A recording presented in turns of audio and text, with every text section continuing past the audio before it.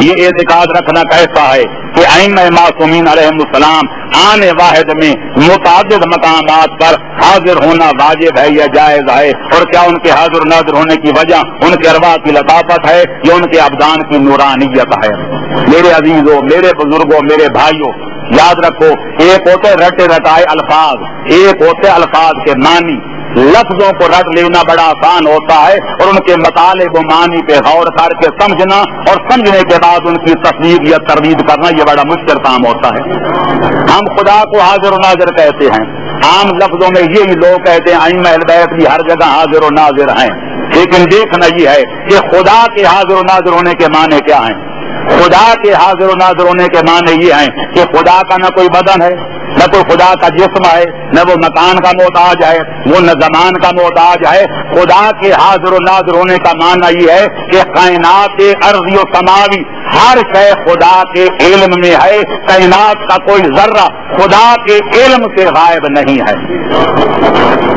نحن اقرب الیہ من حبل الورید، خدا فرماتے ہیں جہاں بھی کوئی آدمی ہوتا ہے اس کی شارگ حیات سے بھی میں اس کے زیادہ قریب ہوتا ہوں۔ کیا خدا ہمارے قریب بیٹھا ہوتا ہے؟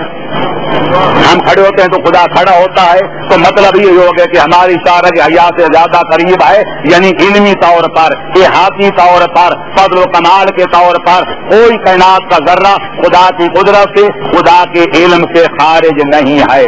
باقی رہ گئے خدا کی مخلوق، وہ نورانی ہو، ظلمانی ہو، بشری ہو، انسانی ہو، کوئی فرشتہ ہو، کوئی جن ہو، کوئی ملک ہو، کوئی انسان ہو، جو جسم رکھتا ہے، جسم لطیف ہو یا جسم کثیف ہو، سمجھنے کی کوشش کرنا۔ جو جسم دار شے ہے وہ ایک لمحے میں ایک جگہ پہ ہوگی، اگر اس جگہ کو چھوڑے گی وہ جگہ خالی نظر آئے گی، دوسری جگہ پر نظر آئے گی۔ جبریل کو لے لو، جبریل نورانی تھے یا نہیں؟ وہ پیغمبر کی بارگاہ میں جب وحی لاتے تھے، خدا کی بارگاہ سے وحی لاتے، پیغمبر تک پہنچاتے۔ میں آپ سے پوچھنا چاہتا ہوں، جب خدا سے وحی لے رہے ہوتے تھے اس وقت پیغمبر کی خدمت میں حاضر بھی ہوتے تھے؟ نہیں۔ جب یہاں پیغمبر کی بارگاہ میں آتے تھے اس وقت خدا کی بارگاہ میں آسمان پر بھی ہوتے تھے؟ ماننا پڑے گا نہیں۔ پیغمبر کو لے لو، پیغمبر جبریل کے بھی سردار، کائنات کے آقا نامدار، خدا ان کو معراج پہ لے گیا، کعبہ قوسین اور ادنا کی منزل پہ لے گیا۔ تو میں آپ سے پوچھنا چاہتا ہوں، سوال کرنے والوں سے پوچھنا چاہتا ہوں، جب پیغمبر کعبہ قوسین کی منزل پر تھے اپنے بدن کے ساتھ زمین پر بھی تھے؟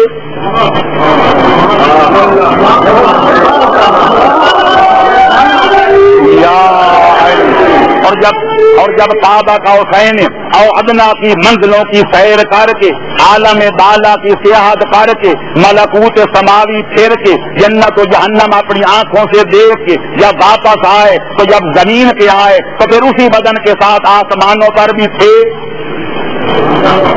کچھ تو کہو، کوئی سمجھنے والی بات ہے؟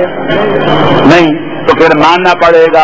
سید الشہداء کے بارے میں کیا کہتے ہو کہ 28 رجب کو امام نے مدینہ چھوڑا، 3 شعبان کو مکے پہنچے، 8ویں کو احرام توڑا، 9ویں کو وہاں سے چلے، 2 محرم کو کربلا پہنچے، پھر اس کے بعد سارے واقعات قید و بند والے واقعات پڑھتے جاؤ۔ اگر امام ہر جگہ حاضر و ناظر ہوتے ہیں، ہر وقت اپنے جسم اصلی کے ساتھ ہر جگہ موجود ہوتے ہیں، تو یہ کیا مطلب فلاں طریق کو فلاں جگہ سے چلے، فلاں طریق کو فلاں جگہ پہنچے؟ اور سب سے بڑھ کر یہ بات جو 12واں لال ولایت ہے، جو ہمارے زمانے کا امام ہے، جو آخری حجت خدا ہے، ان کو تو کہے تو امام غائب۔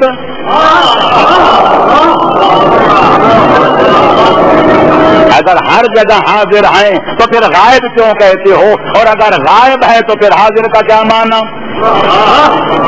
آپ کے ذہنوں کو زیادہ پریشان نہ کروں، جو آپ کے ذہن میں ہے میں بتانا چاہتا ہوں، میں بھی مانتا ہوں، لیکن اس باریکی کو سمجھنا بڑا مشکل کام ہوتا ہے۔ تو میں یاد کروں گا کہ امام ہو یا نبی وہ ایک جگہ پر ہوتے ہیں، دنیا میں تھے، کبھی مکے میں ہوتے تھے، کبھی مدینے میں ہوتے تھے، کبھی مدائن میں ہوتے تھے، اس وقت جنت الفردوس کے اعلیٰ غرفات میں ہیں۔ نبی و امام ایک وقت میں ایک مقام پر ہوتے ہیں، لیکن اگر وہ کسی جگہ جانا چاہیں تو ہماری آنکھ جھپکنے سے پہلے لاکھوں میلوں کی مسافت پہ جا بھی سکتے ہیں اور جا کر واپس آ بھی سکتے ہیں۔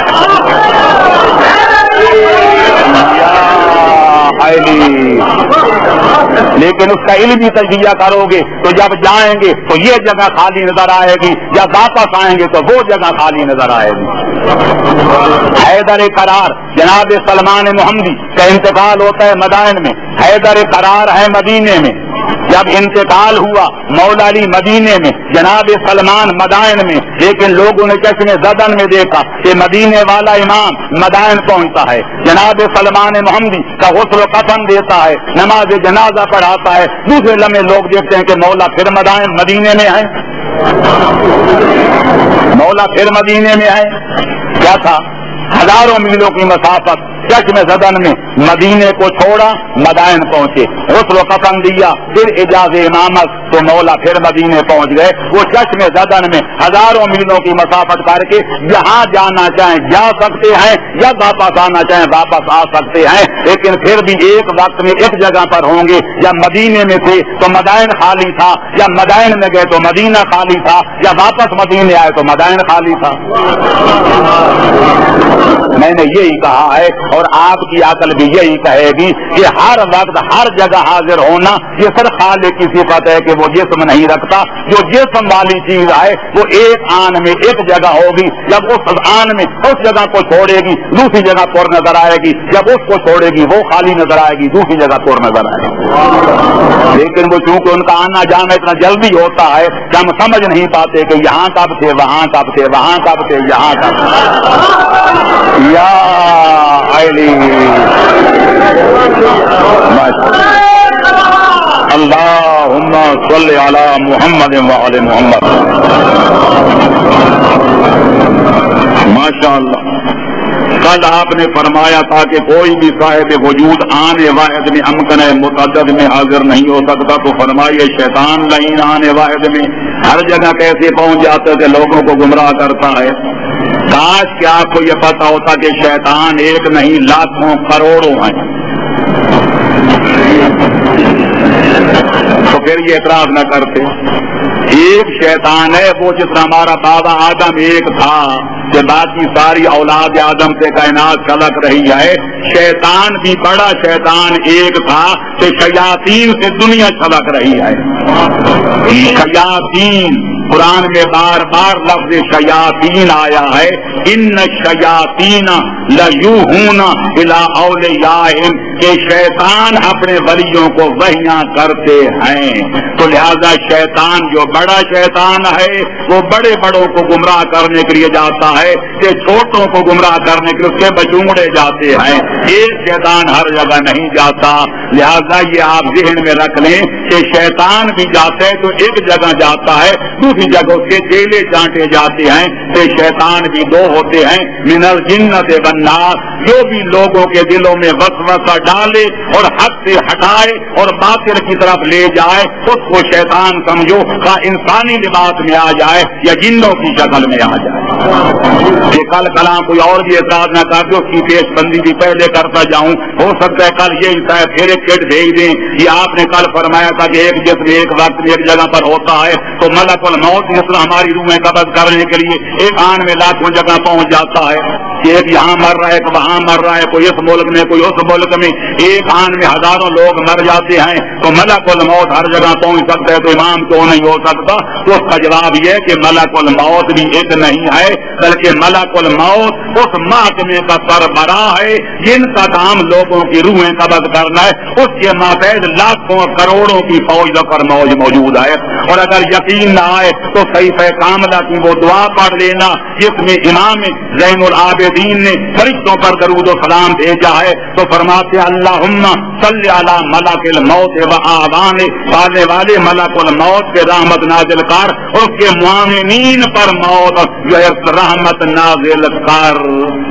قرآن بھی کہتا ہے یتوفاکم ملک الموت الذی وکل بکم، ایک جگہ فرماتے ہیں تمہیں ملک الموت وفات دیتا ہے جس محکمے کا وکیل ہے، دوسری جگہ فرماتا ہے توفتہم الملائکہ، لوگوں کو ملائکہ فرشتے موت دیتے ہیں۔ کسی بندے نے حیدر قرار پر اعتراض کیا مولا قرآن میں اختلاف ہے، ایک جگہ خدا کہتے ہیں ملک الموت تمہیں مارتا ہے، دوسری جگہ فرماتے ہیں کہ بہت سارے فرشتے تمہیں مارتے ہیں۔ امام نے فرمایا کوئی اختلاف نہیں ہے، ملک الموت محکمے کا سربراہ ہے، اس کے نیچے جو عملہ ہے کام وہ کرتا ہے، نسبت ملک الموت کی طرف دی جاتی ہے۔ صلوات پڑھو محمد و اہل بیت